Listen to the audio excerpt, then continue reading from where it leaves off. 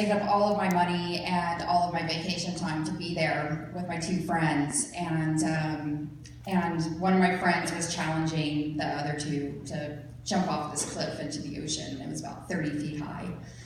And so I stood there frightened, and in addition to that, I also was facing another big opportunity or another big frightening decision, and that was taking a job opportunity in Honolulu, Hawaii.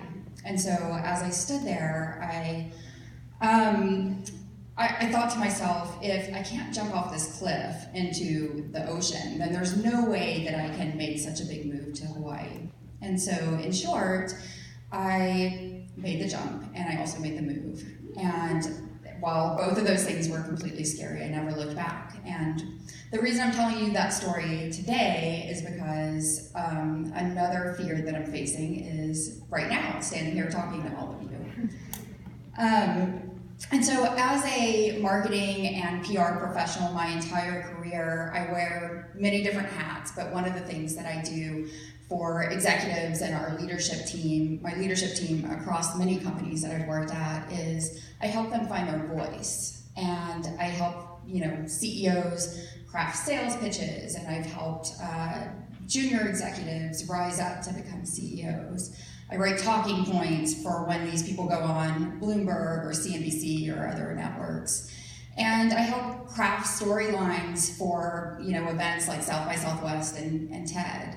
And so all the while, I have known all the things that you should say, but I've never taken the speaking role myself. And so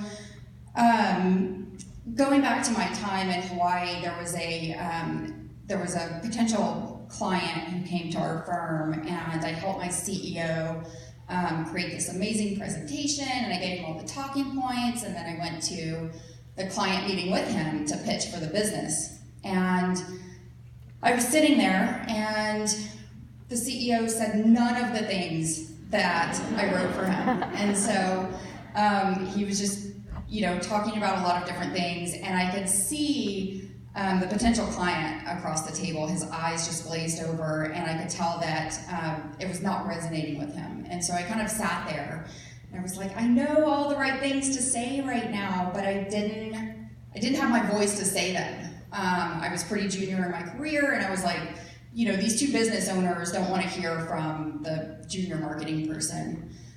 So I stayed silent, and I often wonder, would that meeting have turned out differently if I did speak up? And I'll just never know.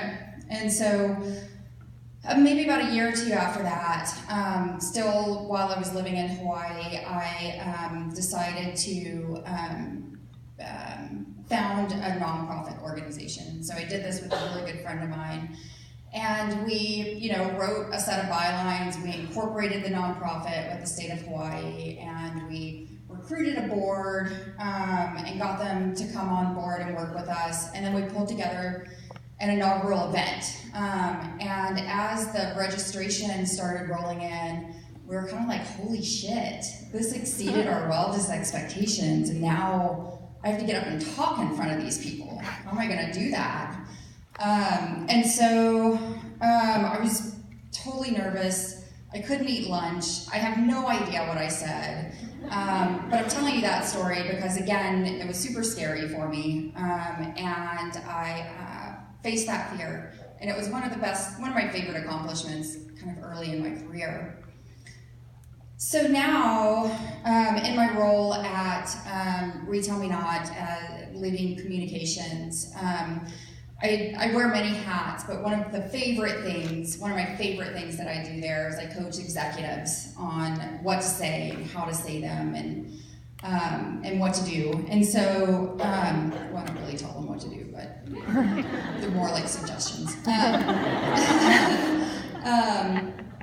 And so all the while, I write the talking points, I craft the storylines, but I never take the speaking role myself. And so at the end of last year, the entire marketing team, we had an offsite, kind of a day-long event, and we had this huge piece of paper on the floor, and we asked everyone on the marketing team to write down a stretch goal for themselves. And it was, you know, what do you want to accomplish in the next 2 years?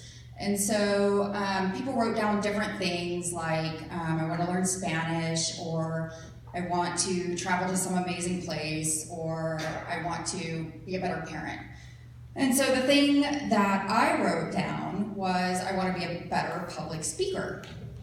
And so as I wrote that down, it's funny when you put something like that out into the universe, because literally within a matter of days, the Hustle reached out to me to speak to you here today. And so, you know, I immediately came up with a million reasons why I couldn't do it.